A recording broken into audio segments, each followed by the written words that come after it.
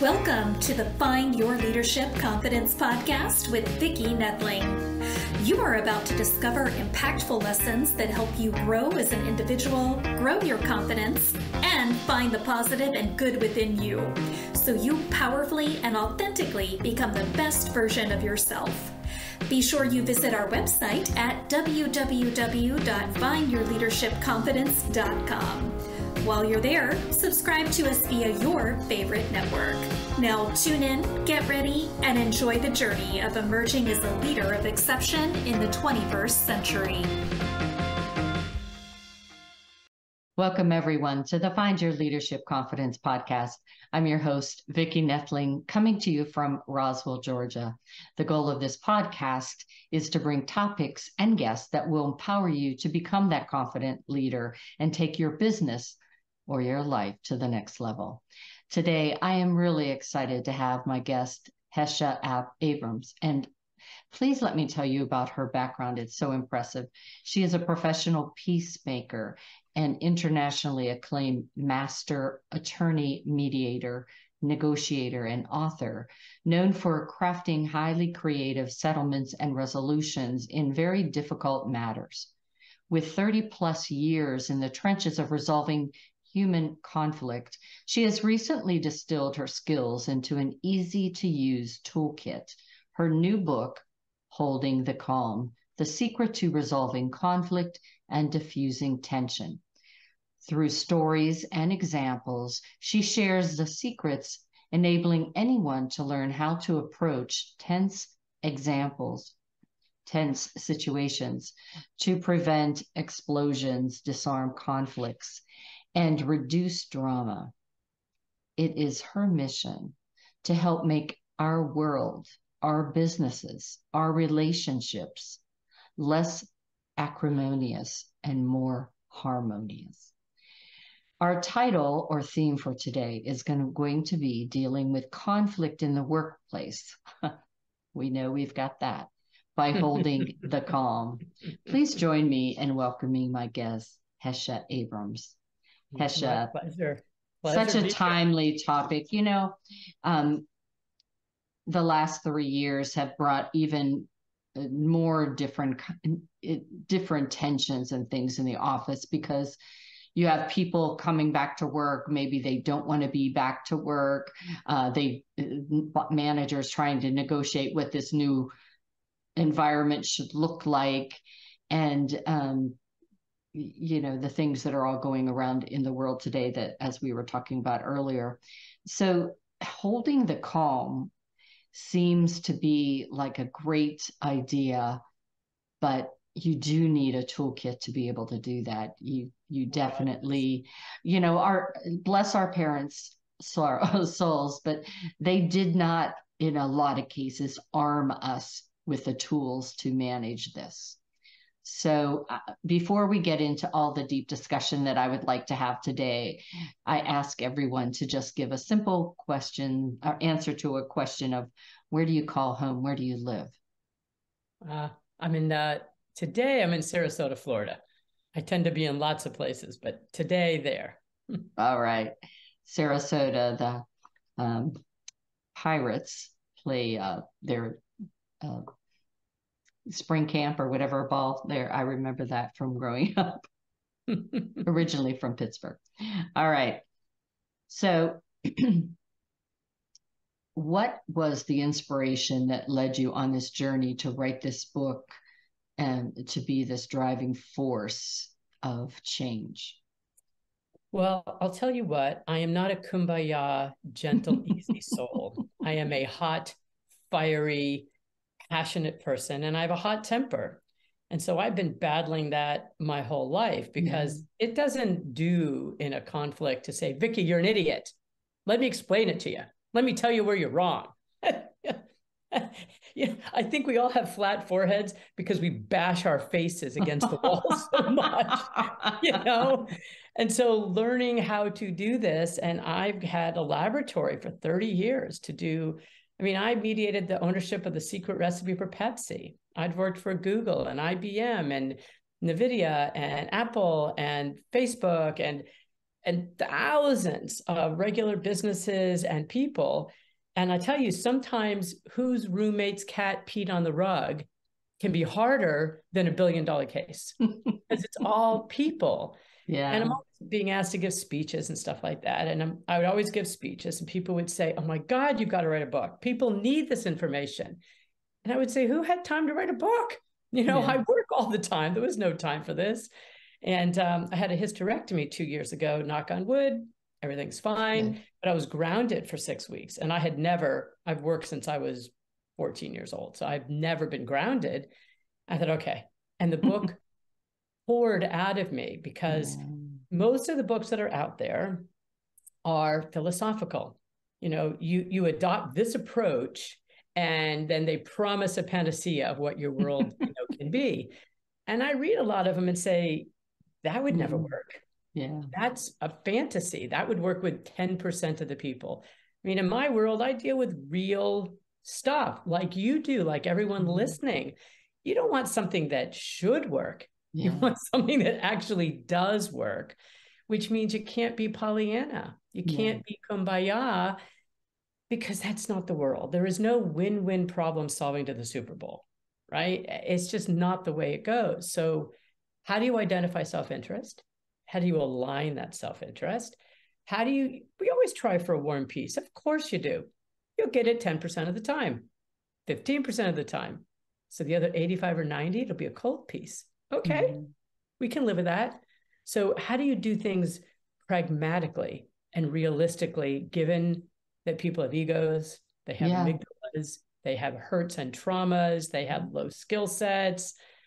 That's why I put this into this simple $15 little paperback so people can go, finally, I have a fork. I've been using a stick. Yeah. So as you were talking, two memories came across my mind. One, I worked for a trucking company for most of my career. And so when you were describing the beating in the head against the wall and the way things were handled, my first years in that were quite quite educational in that respect. Educational, exactly. Yes, educational. That's such a nice word for saying you got the stuffing beaten out of you. It's educational. Yeah, educational. But it was funny, as time went on, my style of dealing with people, my style of dealing with the conflict actually was working better than beating people over the head with the hammer. And so was called upon quite often to do that. During the pandemic, though, I was supporting people in California living here in Georgia, and I had a conflict arise there. And as I was mediating between the two parties, I knew there was no win-win that was going to happen, that both parties were going to suffer from the consequences of their decision. And I was just trying to give them insights and guidance so that they would arrive at the less painful of it. And so it did not turn out in their best interest, but again, lessons learned. And, nobody was put in jail or died from it. So I guess that's a win. Well, and you're wise to think like that, because I mediated a case years and years ago, probably 20 years ago, and it was a manufacturer. And the client was complaining that things weren't manufactured right, and he was getting all upset. And he said to me, best is the enemy of better. And I said, that's crazy. That's the stupidest thing I've ever heard. That we all want to be best. We should. It should be our standard. We should go for the best. And I have spent years thinking about that. Hot darn, but he was right. Yeah. If you want to improve something, you do it in small incremental steps. That's the only way it lasts. It's the same way with dieting. You could lose 20 pounds, boom, boom, and you'll gain it right back. Yeah. So everything is small incremental. In the book, I call it small winnable victories. Yeah. You try for that. You don't solve the big, huge one. You dissolve problems from the outside by creating small winnable victories. Then you also create relationships, alliances. The enemy of my enemy is my friend. It is just a much more pragmatic way of seeing the world, that is a jungle. Our world is a jungle. It is difficult. It is challenging. There are narcissists. There are traumatized people. There are emotionally immature people. There are power grabbers. You're not going to sit down and change someone's mind or change their outlook. It's just not going to happen. Yeah. So what's the definition of a win? And how can you get there? Yeah. I'm telling people, this is what I do for a living. And I settle things all the time that are impossible, can never be done. And if you use these tools and things, you can. Yeah.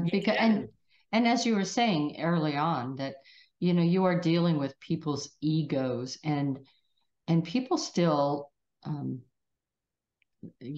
again, going back to what we grew up with, we hate to fail, we hate to lose.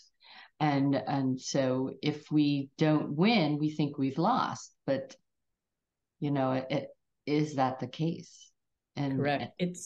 This is interesting. Neuroscientists have proven this. I want to buy apples. They're 25 cents each. How many should I buy? I don't know. I'd like apples. I'll buy a couple. Apples, 4 for $1. You get a 35% boost in sales. Now, that's just stupid and completely illogical. And the 2 apples you wanted, 2 will rot in the refrigerator. 35% boost in sales. And you want another 10% boost in sales? Limit 2. Oh. It's fascinating. Human psychology, how we make decisions, why we make the decisions. And I'll tell you, it's not so much that we don't want to lose. It's that we don't want to lose publicly. No one wants to be the schmo. You can lose privately and no one will really know about it. The number, the burn rate goes way down. But there was a guy named Daniel Kahneman, who's a big psychologist, and he won a Nobel Prize in economics for proving that the rational man theory of economics doesn't work. There is no such thing as a rational man. And he proved it psychologically. And what they proved is that about 85% of people would rather not lose than have the desire to win. Oh, wow. Now, when they will talk as if they want to win. But what they're really doing is protecting the soft candy center inside so they don't lose. And so when you're talking to somebody, you can try to figure out what's their end game. How are they trying to win? But how are they trying to not lose? Yeah. What are they protecting? What are they guarding? What is more important to them? You talk to people and you do listening, reflective feedback. Yeah. That is kind of like saying brush your teeth. Yes, you do all of that. And then you listen underneath using some of these tricks I've got, these tools. Now I know a lot about you. I'm going to frame my arguments. Chapter 1 of the book is speak into the ears that are hearing you. Why would I talk to you the same as I would talk to Joe or Jamel? Why? That makes no sense at all and has nothing to do with gender diversity or cultural diversity or all this wonderful DEI stuff that we're doing that God knows we need to do. And all white women don't think the same. Yeah. It would be obnoxious for me to look at you and pigeonhole you, or African-American men or Latino women. That's my shirt. We're not looking at my shirt. That's just crazy town.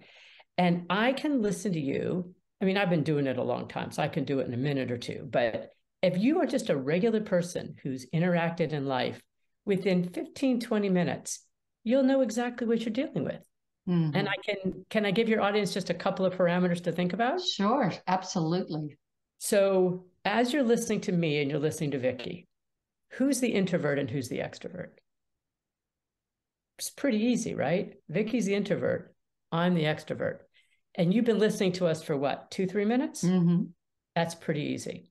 Here's another, and you wouldn't talk to an extrovert the same as you would an introvert, would you? Exactly. It just sounds stupid, and yet we don't, because we don't think about that. How about this? Big picture person versus tiny little detail analytical person. Oh, right. Huge. Now you're a big picture person, so you're going to talk to somebody big picture and go with your gut. And then you may be a person that says, I analyze data. Yeah. I move slowly and cautiously and carefully, and I want to make sure it's accurate. So it's like noticing what is important to the other person, in addition to it being a phenomenal tool. And I've got stuff in the book to show you how to do that easily. It also makes the other person feel like you really, really are listening to them. Yeah. Listening to understand. And see them and hear them. And then therefore they matter. And when people feel like they matter, let their guards down. They're willing to be vulnerable. They're willing to interchange. And I'm telling our listeners, the toughest pieces of meat, the toughest, this can work on. And then what I say to people, just to be fair, let's say it works on 80, 85% of the people. Okay, so 10, 15%, you're just going to have strong boundaries with, or strong restrictions. Okay, fine. But who doesn't want an 85% yeah, I was gonna success say, rate, right? Absolutely. So it's best is the enemy of better. It's just get better. And the thing that I think what really resonates with this is that this is really how you build good relationships. This is how you start. This is not just tools to use when the heat has risen. This is really something that everyone should be doing all the time as you interact with people. And therefore, you may never have to get to that conflict. I mean, conflict is a reality, but still. Well, notice what I named the book. It's a little longer than I would like. Holding the Calm, The Secret to Resolving Conflict and Diffusing Tension. Yeah. And I did that on purpose because 100% of conflict starts with tension. Yeah. 100% of it. And the tension can be, or it can be, which is actually worse and harder to deal with when the person runs away or shuts down. So the analogy I like to use is wet spaghetti sauce. Everyone has drifted on the counter. You take a sponge, you wipe it right up. It's not a big deal. You leave it overnight. You're scraping it off with a knife. You leave it 3 or 4 months or 3 or 4 years, and it's old and moldy and nasty. Now, it can still be cleaned. It's just going to take more time and effort. Yeah, and so the question is, we all know when there's tension. We're not idiots. We have Geico counters in our little brains that go, oh, no problem, Will Robinson. Oh, God, but we don't know what to do. We don't know what to say. We're afraid we're going to make it worse. So we just kind of close our eyes like an ostrich, stick our head in the ground and hope it goes away. And I'm here to tell you, friends, it never goes away. Yeah. It gets stored like nuts for the winter. And when it comes out, it always comes out at the most inappropriate time and inconvenient time. Right. Whenever I heard that story in one of your videos, I thought right away, those spaghetti stains that are spaghettis that have been there for weeks or months is a stain. And that stain, you might wipe it up, but that stain is still there. Every time you pass it by, just pick it at you. Indeed. Yeah. And I tell people, have some grace for God's sakes. This human experience is a booger. It's hard. Nobody gets out of this life unscathed. Now, some people are wounded and harmed much more than others, that we all know, but nobody, first of all, nobody gets out of here alive, and nobody gets out of here unscathed. So along the way, there's just lots of lessons. And I love that Zen saying, you don't tell the character of a person by how many times they fell down, but by how many times they got up. And I like that. I like the idea of continual improvement, which obviously all of your listeners and watchers do, or they wouldn't be watching this. Right. They'd be watching football games somewhere. So the fact that you have people listening and watching, they're wanting these things. And that's why I wrote the book, because you all deserve this. You deserve to have glasses that go, oh my God, I didn't know how good I could see. I didn't know what else I could do. So we touched on this a little bit, but explain why arguing and persuading really doesn't work in these situations. Very good. So let's just do a quick little neuroscience explanation. We all have something called an amygdala. It's 2 small kidney-shaped organs in the base of the skull, right above the brainstem. It's often called the reptilian brain, the dinosaur brain. It's the part of you that does fight, flight, or freeze. You see something in the road. Is it a stick? Is it food? Or is it a snake? Your amygdala will decide in a billionth of a second. That's a nanosecond.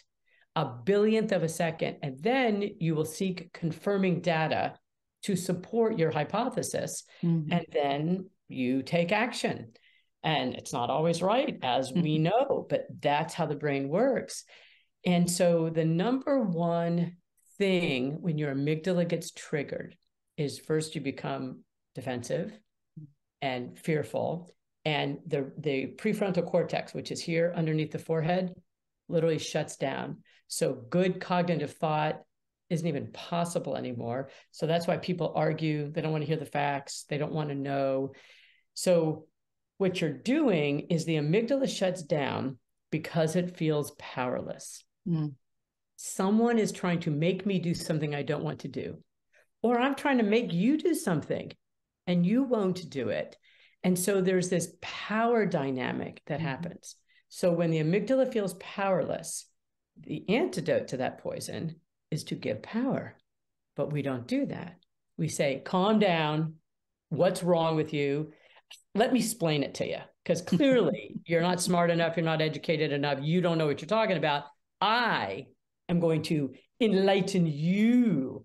Well, all that does to the amygdala is go powerless, powerless, powerless, get away from me.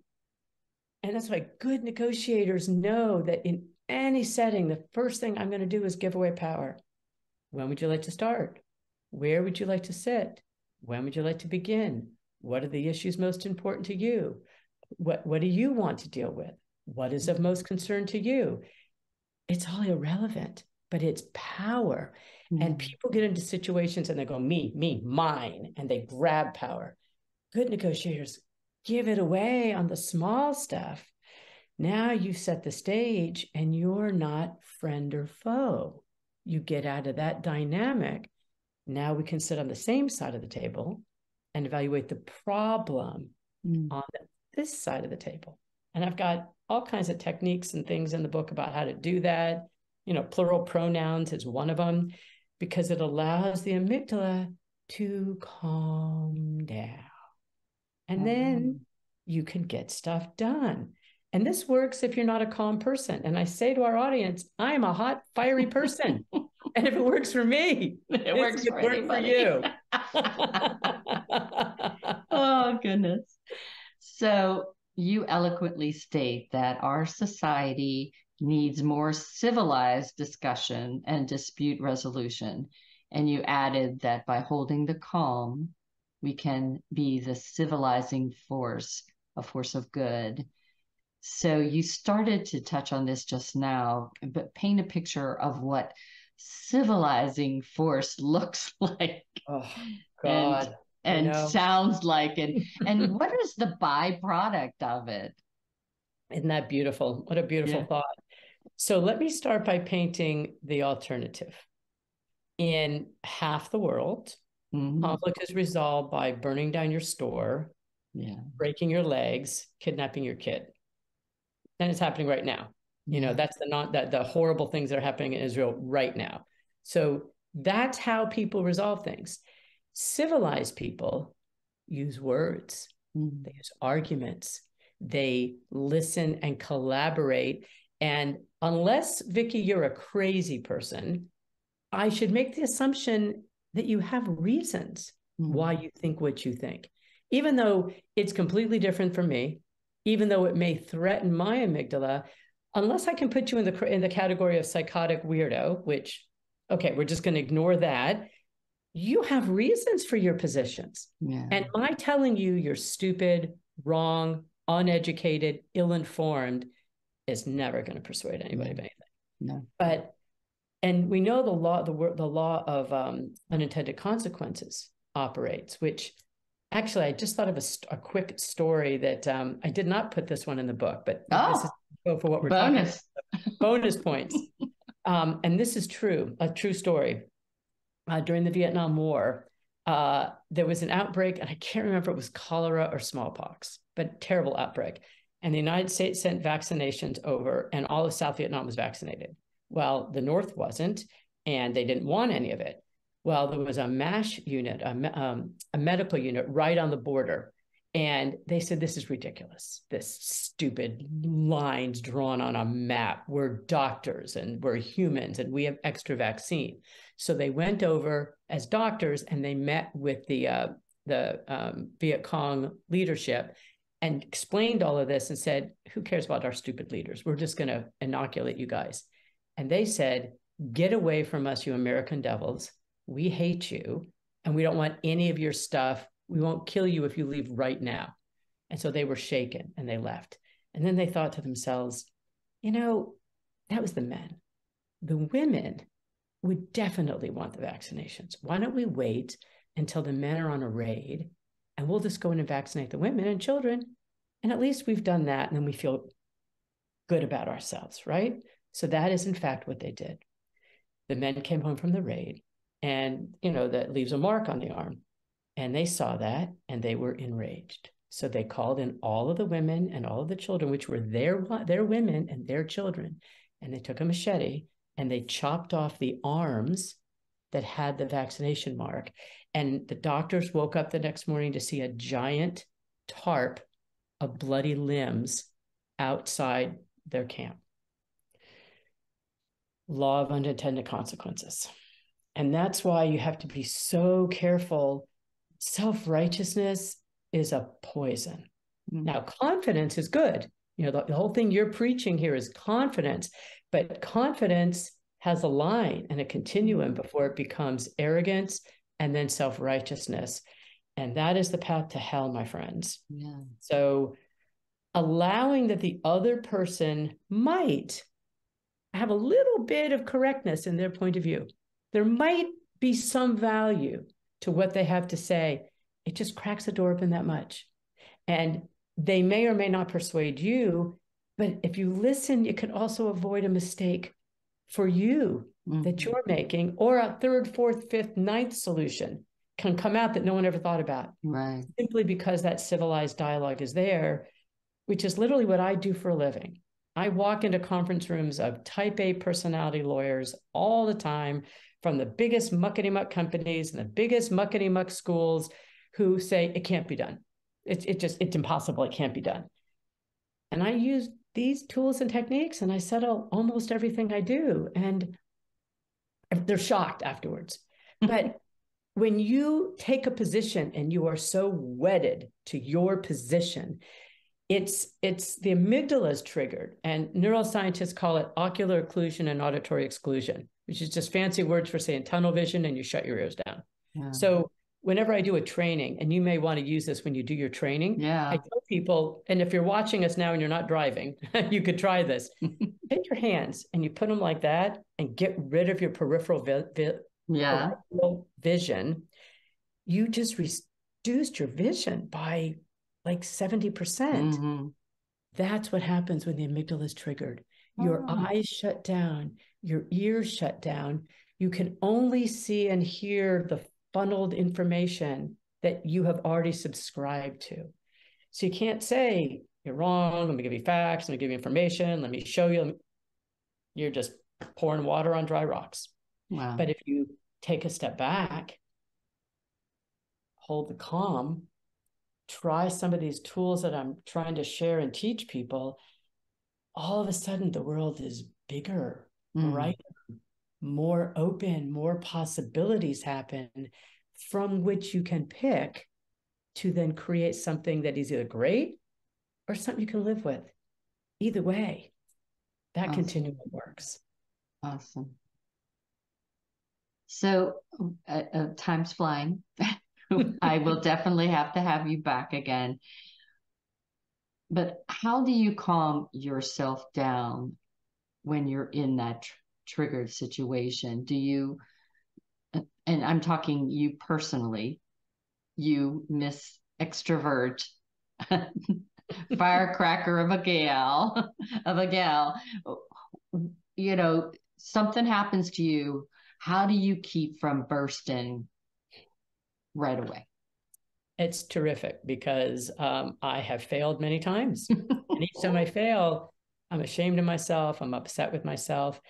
And I've gotten better and better and better. I'm going to be 65 next week. And I feel like I've gotten decent, and maybe I'll have it down by the time I'm 70. That's my continuous improvement. But the reason I call the book Holding the Calm is because that's what I do. And I use it as a mantra or a talisman for myself, as a magic beads. Because think about this. You do something that just ticks me off, or I'm tired, or I'm hungry, or I'm in pain, I pulled out my back, or I'm not getting my own way, or whatever other human thing I'm having to deal with. I've trained myself to say, I'm holding the calm, I'm holding the calm, I'm holding the calm. It takes 2 seconds. And what it does is it says to my amygdala, oh, you're not powerless, sweetie. No, no, no, no, no. You've got power. You've got power. Now, what do you choose to do? How do you choose to respond? It creates a moat between, like, we all feel our emotions in our chest gripping us, right? It creates a moat between that and the feeling. And in that space, you can think, you can breathe. And that's why I call the book that, because that's what it does for me. And sometimes I still fail, but afterwards I'll say, gosh damn, I had a golden hammer, or a golden, laser tool. And then the more I remember I have this tool, then it makes me feel powerful. And everyone who reads this book, and I tell people, put the sentence stems I give you on a Post-it note, put them in a note on your phone. So at the moment of some, you've got it. When you use it and it works, you're going to sit back and go, look at me. I am powerful. That was amazing, because I know how it would have gone down had I not done this, or this. And I'm telling you, if you want to feel powerful at work, this is the stuff you do. Yeah. Well, it has been wonderful chatting with you. And again, I do want to have you back because we can talk for another hour, I'm sure.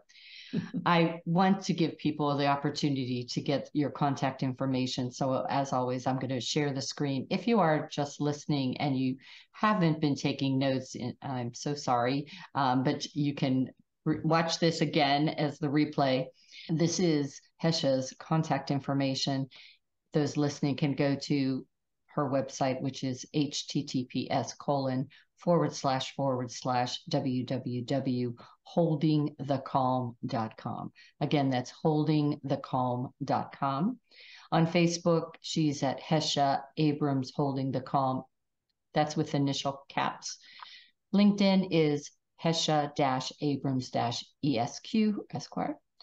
YouTube, just look up Hesha and Abrams and you'll find her. I'll let Hesha talk to you about her call to action for you all when you visit the website, what you'll find.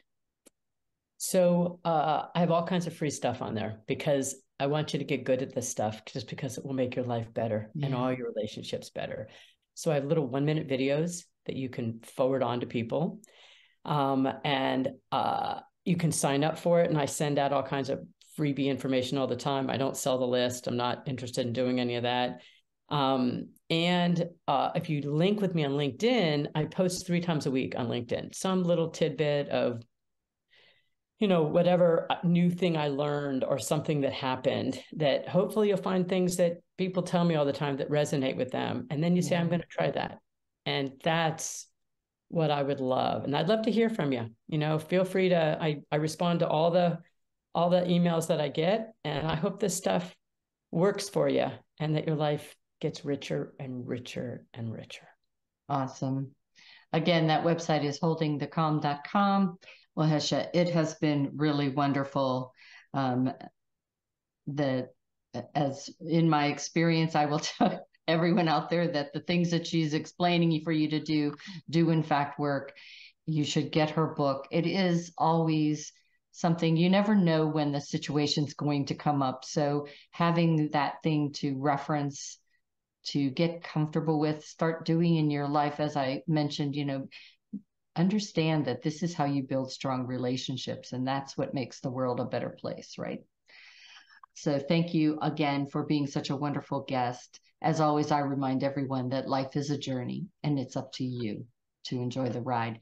This is Vicki Noethling signing off.